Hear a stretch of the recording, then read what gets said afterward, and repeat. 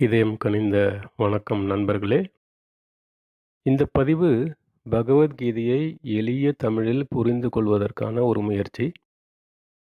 முதலில் இறை வணக்கம். அந்த எல்லாம் வல்ல இறைவன் நமக்கு துணை நின்று வழிகாட்டுவானாக. இந்த பதிவில் நம்ம பார்க்க போவது 2வது அத்தியாயமான சாங்கிய யோகம். சாங்கிய யோகம் என்பது ஒரு உயர்ந்த ஞானம்.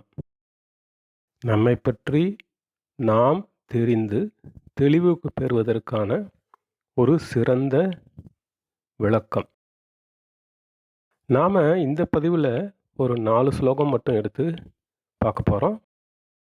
அதாவது 2வது அத்தியாயத்திலிருந்து ஸ்லோகம் 61, 62, 63, 64. இப்போது இந்த ஸ்லோகங்களை நம்ம முதல்ல சம்ஸ்கிருதத்தில் படிப்போம். அப்புறம் அதுக்குண்டான விளக்கங்களை தெரிஞ்சுக்குவோம்.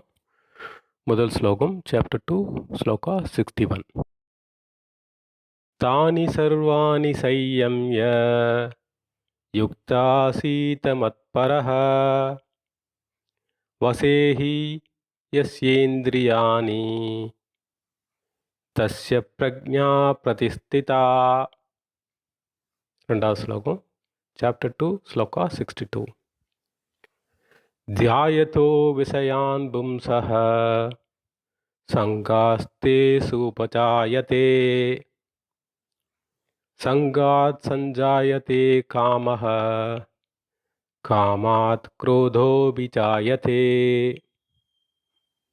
3வது ஸ்லோகம், சாப்டர் 2, ஸ்லோகா 63. क्रोधात् भवति सम्मोहः सम्मोहात् स्मृतिविभ्रमः स्मृतिभ्रंशात् बुद्धिनाशे बुद्धिनाशात् प्रणयस्यति. அடுத்த ஸ்லோகம், சாப்டர் 2, ஸ்லோகா 64. ராகத்வேஷவியுக்தைஸ்து விஷயானிந்திரியைश्चरन् ஆத்மவைஸ்யர்விதேயாத்மா பிரசாதம் அதிகச்சதி. இப்போது இந்த ஸ்லோகங்களோட அர்த்தத்தை புரிஞ்சிக்க முயற்சிப்போம். இந்த 4 ஸ்லோகத்தில் முதல்ல நம்ம 62, 63 இந்த ஸ்லோகத்தை எடுத்துகிட்டு பார்ப்போம்.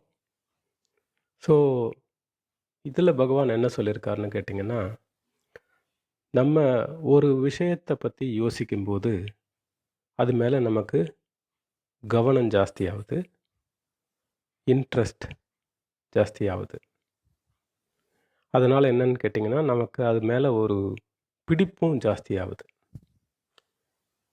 இப்போது அதே விஷயத்தை திருப்பி திருப்பி நம்ம கண்டினியூஸாக திங்க் பண்ணும்போது நம்ம அதை அடையணும்னு ஒரு ஆசை நமக்கு டெவலப் ஆகுது. இப்போது அந்த ஆசை இது எப்படியாவது அடைஞ்சே ஆகணுங்கிற வெறியா நாளடைவில் மாறுது. இப்போது இதுக்கு யார் தடையாக இருந்தாலும், இந்த ஆசையை நாம் அடையிறதுக்கும் அச்சீவ் பண்ணுறதுக்கும் யார் தடையாக இருந்தாலும், எது தடையாக இருந்தாலும் நமக்கு கோபம் ஜாஸ்தியாகுது, குரோதம் ஜாஸ்தியாகுது. இந்த நான் எப்படியாவது என்ன விலை கொடுத்தாவது இதை நான் அச்சீவ் பண்ணியே ஆகணும், அடைஞ்சே ஆகணுங்கிற ஒரு வெறியாக மாறுது. இந்த கோபம் நமக்கு ஒரு ஹை பீக்கில், ஒரு உயர்ந்த உச்சகட்டத்தை அடையும் போது பார்த்திங்கன்னா, நம்ம காமன் சென்ஸு, ஒரு சாதாரண அறிவை கூட இழந்துருவோம். கம்ப்ளீட்டாக கன்ஃபியூஸ் ஆகிடுவோம், குழப்பமான மனநிலையில் இருப்போம். ஏன்னு கேட்டிங்கன்னா, அந்த கோபம், குரோதம் நம் கண்களை மறைக்கிறது, நம்ம அறிவை மறைக்கிறது. அதனால் என்னன்னு கேட்டிங்கன்னா, நமக்கு அந்த ஒரு நல்ல ஞாபகம், அதாவது ஒரு நல்ல சிந்தனையை கூட நம்ம இழந்துருவோம். நம்ம இதுவரைக்கும் என்ன நாலேஜ், என்ன அறிவு சேர்த்து வச்சுருக்கோமோ அதையும் இழந்துருவோம். அதனால் என்ன ஆகுதுன்னு கேட்டிங்கன்னா, நம்ம புத்தியை இழந்துருவோம். இதை தான் நம்ம தமிழில் முன்னோர்கள் சொல்லி வச்சுருக்காங்க, ஆத்திரக்காரனுக்கு அறிவு மட்டு அப்படின்ட்டு. நம்ம வந்து நம்ம எங்கே இருக்கோம், என்ன பண்ணுறோம், யார்கிட்ட பேசிகிட்டு இருக்கோம் எல்லாத்தையும் மறந்து நம்மளையே இழந்துருவோம். Will lose our complete control on our self. நம்மளுடைய மொத்த சக்தியையும் இழந்து நம்மளையே நம்ம கம்ப்ளீட்டாக ரூயின் பண்ணிக்கிறோம், அழிச்சிக்கிறோம். அதுதான் இந்த 62, 63 சொல்லியிருக்காங்க. இதை ஒரு எக்ஸாம்பிள், ஒரு உதாரணம் மூலிமா எடுத்து பார்க்கணுன்னு பார்த்தீங்கன்னா, இப்போ நமக்கு ஒரு சொந்த வீடு வாங்கணும்னு ஒரு எண்ணம் இருக்குதுன்னு வச்சுக்கோங்களேன். அது நாளடைவில் ஆசையாக மாறும். எப்படியாவது வாங்கி ஆகணும், இது நமக்கு ஒரு ஆசை. யார் கேட்டாலும் சொல்லுவோம், எனக்கு ஒரு ஆசைங்க, ஒரு தீராத ஆசைங்க, ஒரு சொந்த வீடு எப்படியாவது நான் வந்து இந்த இந்த ஜென்மத்தில் வாங்கி ஆகணும்னு நினைக்கிறேங்க அப்படின்னு சொல்லுவோம். அதுவே வந்து பார்த்திங்கன்னா நாளடைவில் என்னன்னு கேட்டிங்கன்னா, இந்த ஆசை ஒரு வெறியாக மாற ஆரம்பிக்கும். எப்படியாவது நான் வந்து இதை அடைஞ்சே தீரணும் அப்படின்னு சொல்லிட்டு அதுக்குண்டான எல்லா முயற்சிகளும் எடுப்போம். எப்படியாவது இதுக்கு பணம் சேர்த்தி ஆகணும், அது எப்படியாவது லோன் வாங்கியாவது பண்ணி ஆகணும், என்ன பண்ணியாவது பண்ணி ஆகணும்னு சொல்லிட்டு நம்ம வந்து ரொம்ப அதுக்குண்டான ஹார்டு முயற்சி எடுப்போம். Will strive harder. அப்போ என்னன்னு கேட்டிங்கன்னா, இதுவே வந்து நம்மளை தூக்கத்தை வர வைக்க முடியாது, நம்மளை தூங்க விடாது. இந்த கனவு வந்து ஒரு வெறியாக மாறிடும். நாளடைவில் இதுவே வந்து நமக்கு ஒரியாக மாறிடும். வெறி வந்து ஒரியாக மாறிடும். இப்போது இதுக்கு தடையாக இருக்கிற எந்த விஷயமா இருந்தாலும், யாராவது இது வந்து வேண்டான்னு சொல்கிறாங்க, இல்லை வந்து நம்மளால் அதுக்குண்டான பணத்தை பரட்ட முடியல, சரியான முறையில் பணத்தை பரட்ட முடியல அப்படின்னா நம்ம என்ன பண்ணுவோம்னு கேட்டிங்கன்னா, எப்படியாவது இல்லீகல் மீன்ஸ் அப்படின்னு சொல்கிறோம்ல, அதாவது தவறான வழியில் கூட எப்படியாவது பணத்தை சேர்த்திடுவோம் அப்படிங்கிற லெவலுக்கு போக ஆரம்பிச்சிடுவோம். இதை இப்போ என்ன வழியிலையாவது நம்ம ஒரு வீடை வாங்கியே ஆகணும் அப்படின்னு நினைக்கும்போது, இந்த அளவுக்கு நமக்கு கோபம் வந்து நம்ம வந்து நல்ல வழியில், தர்ம வழியில் நடந்துட்டுருக்கிறவங்க அதர்ம வழியில் நடக்கிறதுக்கு கூட வழிவகுக்கக்கூடிய அளவுக்கு நமக்கு இந்த கோபம், இந்த ஆசை நமக்கு தூக்கிட்டு போகும், இழுத்துட்டு போகும். ஆசையே அழிவுக்கு காரணம் அப்படிங்கிறத இந்த ஸ்லோகம் 62, 63 தெரிஞ்சுக்கிட்டோம். இப்போது ஆசையே இல்லாமல் இருக்க முடியுமா அப்படின்னு கேட்டால் கஷ்டம்தாங்க. பட் ஆனால் வந்து நம்ம ஆசைகளை குறைச்சிக்கணும் அப்படிங்கிறது தான் நம்மளுடைய முயற்சியாக இருக்க முடியும். ஸோ நம்மளுடைய ஆசைகளை நாளடைவில் குறைச்சிக்க உலக விஷயங்கள் இருக்கக்கூடிய நம்மளுடைய ஆர்வத்தை குறைச்சிக்க நமக்கு அந்த ஆத்ம சக்தி ஜாஸ்தியாகும்.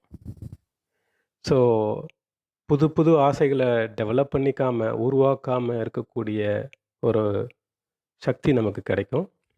அது போக நம்மளுடைய சென்ஸ் ஆப்ஜெக்ட்ஸ்ன்னு சொல்கிற நம்மளுடைய புலன்களை சரியான முறையில் உபயோகப்படுத்தக்கூடிய ஒரு திறமை நமக்கு வந்துடும். இப்போது இந்த ஆசை இல்லாததுனால நமக்கு வந்து கோபம் வராது. கோபம் இல்லாததுனால நம்மளுடைய அறிவு, நாலேஜை நம்ம உயர்ந்த விதத்தில் உபயோகிப்போம். அதே சமயத்தில் நாளடைவில் அது வந்து ஒரு உயர்ந்த ஞானத்தையும் கொடுக்கக்கூடிய வழிவகுக்கும். இதனால் என்ன ஆகும் கேட்டிங்கன்னா, நமக்கு ஒரு செல்ஃப் டிசிப்ளின், ஒரு செல்ஃப் கண்ட்ரோல் டெவலப் ஆகும். அதாவது ஒழுக்கம், கட்டுப்பாடு, ஒடுக்கம், அடக்கம் இது எல்லாமே நமக்கு டெவலப் ஆகும். அதே சமயத்தில் நம்ம ஒரு சமநிலையில் இருப்போம். பேலன்ஸ்ட் அப்ரோச்சாக லைஃப்பை ஹேண்டில் பண்ணுவோம். சமபாவத்தில் எல்லாத்தையும் பார்ப்போம். சமபாவத்தில் எல்லாரையும் அணுகுவோம். ஒரு அன்பு எல்லாருக்கும் டெவலப் ஆகும். எல்லார் மேலேயும் டெவலப் ஆகும். எல்லாத்துக்கும் நம்ம வந்து அன்பாக இருக்கணும் அப்படிங்கிற ஒரு உயர்ந்த நோக்கம் நமக்கு உருவாகும். இதை தான் நம்ம வந்து கரெக்ட் திங்கிங், ரைட் அண்டர்ஸ்டாண்டிங் எல்லாம் பழகிக்கணும்னு சொல்கிறது. எந்த ஒரு விஷயத்தையும் சரியான விதத்தில் சிந்திக்கணும், அதுக்குண்டான சரியான விளக்கத்தையும் தெளிவையும் நம்ம புரிஞ்சிக்கணும் அப்படின்னு முயற்சி பண்ணணும். அதனால் நம்ம தர்ம வழியில் நடப்போம். நம்மளுடைய கேரக்டர், நம்மளுடைய ஒழுக்கம் சரியான முறையில் பர்ஃபெக்ஷனாக இருக்கக்கூடிய நிலையில் இருக்கக்கூடிய ஒரு உயர்ந்த எண்ணம் நமக்கு கிடைக்கும். சரி, இதை எப்படி அட்டைன் பண்ணுறது, எப்படி அச்சீவ் பண்ணுறது அப்படிங்கிறது தான் ஸ்லோகா 61 சொல்கிறாரு. அதாவது டிசையர்லெஸ் ஸ்டேட்டை எப்படி அச்சீவ் பண்ணுறது அப்படிங்கிறத பகவான் ஸ்லோகா 61 சொல்கிறார். ஆசையே இல்லாமல் இருக்கக்கூடிய முடியுமா, இல்லை அதை குறைச்சிக்க முடியுமா அப்படிங்கிறதுக்கு பகவான் கொடுக்கக்கூடிய ஒரே வழி என்னன்னு கேட்டிங்கன்னா, நம்ம தியானம் பண்ணணும் அப்படிங்கிறார். எதை நோக்கி தியானம் பண்ணணும்னு கேட்டிங்கன்னா, கடவுள், இறைவன் வேற எங்கேயும் வெளியில் இல்லை, நமக்குள்ள இருக்கக்கூடிய ஆத்மாவா, அதுக்கு குடிக்கக்கூடிய ஒரு உயிருக்கு உயிராக இருக்கக்கூடியது அந்த இறைவன் தான். அந்த இதயத்தில், நமக்குள்ளே இருக்கக்கூடிய இதயத்தில் தான் அவர் குடிக்கொண்டு இருக்கார் அப்படிங்கிற ஒரு எண்ணத்தோட அந்த இதயத்தில் இருக்கக்கூடிய இறைவனை நம்ம தியானிக்க ஆரம்பிக்கணும். அப்போ என்ன ஆகும்னு கேட்டிங்கன்னா, இந்த வெளி விஷயங்களில் இருக்கக்கூடிய ஒரு ஆர்வம் நமக்கு குறைய ஆரம்பிக்கும். நம்ம மேலும் மேலும் உள்நோக்கி போவோம். இதை தான் கடவுள் அப்படிங்கிற ஒரு வார்த்தையோட அர்த்தம்னு சொல்லுவாங்க. அதாவது நம்ம எல்லாத்தையும் கடந்து, வெளி விஷயங்களை எல்லாத்தையும் கடந்து உள்நோக்கி போகும்போது கிடைக்கக்கூடியவன் தான், நமக்கு கிடைக்கக்கூடிய அனுபவம் தான் கடவுள் அப்படின்னு பெரியவங்க சொல்லியிருக்காங்க. ஸோ இதனால் என்னன்னு கேட்டிங்கன்னா, நம்மளுடைய எண்ணங்கள் எல்லாமே நம்ம இதயத்தின் பேரில் இருக்கும். நம்மளுடைய அப்ரோச், நம்ம வாழ்க்கையை எப்படி முன்னெடுத்து போகிறோம் அப்படிங்கிறது எல்லாமே இதயபூர்வமாக இருக்கும். அப்படி தான் நம்ம இந்த ஆத்ம சாந்தியை, நமக்குள்ளே இருக்கக்கூடிய அமைதியை, நிரந்தர அமைதியை நம்ம உணர்வோம். வெளி விஷயங்களில் எதுவுமே இல்லைப்பா, நமக்குள்ளே தான் அந்த அமைதி இருக்குது அப்படின்னு புரிஞ்சுக்குவோம். ஏன்னு கேட்டிங்கன்னா, உலகத்தில் இருக்கக்கூடிய மிகப்பெரிய பணக்காரங்களாக இருக்கட்டும், கோடீஸ்வரங்களாக இருக்கட்டும், அவங்க கடைசியில் தேடுறது என்னன்னு கேட்டிங்கன்னா, அமைதி, சாந்தி, இன்னர் பீஸ் தான். அந்த உள்ளே இருக்கக்கூடிய அமைதியை உணராமல், அந்த சாந்தியை அடையாமல் அவங்களால வெளியில் எதுவுமே அவங்களால அனுபவிக்க முடியாது. அதனால் கடவுள் நமக்குள்ளே தான் இருக்கார் அப்படிங்கிற எண்ணத்தோடு நம்ம தியானம் பண்ண இந்த டிசையர்லெஸ் ஸ்டேட், ஆசையில்லா வாழ்க்கையை, நிலையை நம்ம அடைய முடியும் அப்படிங்கிறது தான் பகவான் இதில் சொல்கிறார்.